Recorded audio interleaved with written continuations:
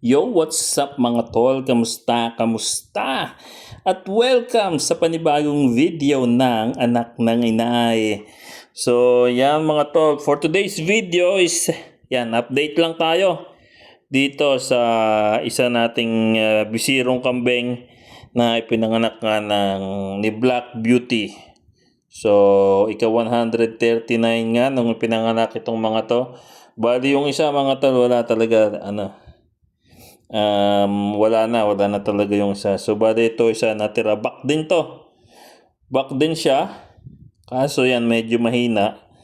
Mahina sila kasi nga kulang sa araw nung pinanganak itong mga to. So, bali eto, kailangan talaga tiyagain ng pagdedede, pag-alaga. Ayan, kagaya ng ginagawa natin. Yung pagpapadede. So, bale, sa pagdating naman sa gatas, wala tayong problema kasi malakas yung gatas nung inahin eh. Malakas yung gatas nung inahin kaso hindi ganun kalakas dumede itong ating bisiro. So, makikita nyo naman. Bale dyan, nung una nga ayaw niyang dumede. So, pero yan, nung nakalasas siya ng gatas, medyo parang sumigla-sigla ng kaunti. And nung trinay nga ulit natin, medyo lumakas-lakas sa dumede siya. Nakakuha siya ng gatas sa kanyang inahin. So, ayan mga tol.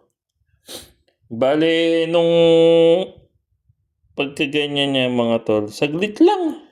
Pagkakadede niya, mga tatlong ut-ut niya sa dede ng inahin, titigil na siya, humihinto siya. Ewan ko kung napapagod o kung anong nangyayari sa kanya.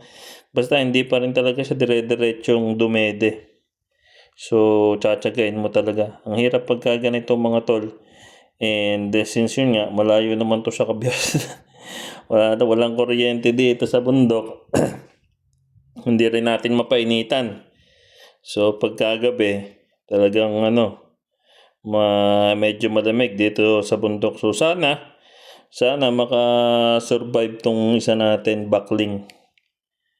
Malambot kasi mga tol yung paa niya sa likod. Wala talagang sobrang lambot, hindi niya maiton. Actually, pati yung unahan niyang paa, ganun din. Yun nga pagbangon ng ulo niya, yung ganyan, hirap na hirap siya. Kita nyo naman, hirap na hirap siya sa pagbangon ng ulo niya. Ewan ko, nabibigatan or what. Good thing talaga mga tol, itong inahin natin, itong si Black Beauty, mabait. Hindi yung kagaya ng ibang inahin na hindi papadidehin yung anak or susuwagin. Ito, napaka-maalaga talaga niya. Lagi niyang hinihimod-himod yung kanyang anak.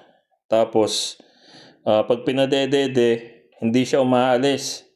Hindi siya umaalis kagaya ng ibang mga first time mom. And yun nga, ginawa ko nga dyan. Ginatasan ko yan, si Black Beauty. Nilagay ko sa hiringgilya.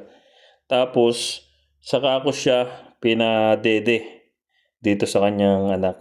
And working naman, goods yung ganong process. And hopefully, sa mga darating na araw, maging mas malakas to, makasurvive. So, madami din tayong tropa na may mga ganitong case pala. Yung medyo napaga yung labas.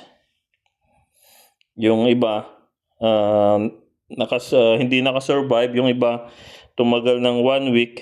So, itong atin, hintay natin. Hopefully talaga makasurvive itong isang nating bakling, si Pag-asa. Pag-asa ang pangalan nito mga tol, dahil umaasa tayo na makakasurvive siya. Makakayanan niyang makasurvive kahit maaga siyang ipinanganak. So, yun lang muna mga tol. Ingat palagi.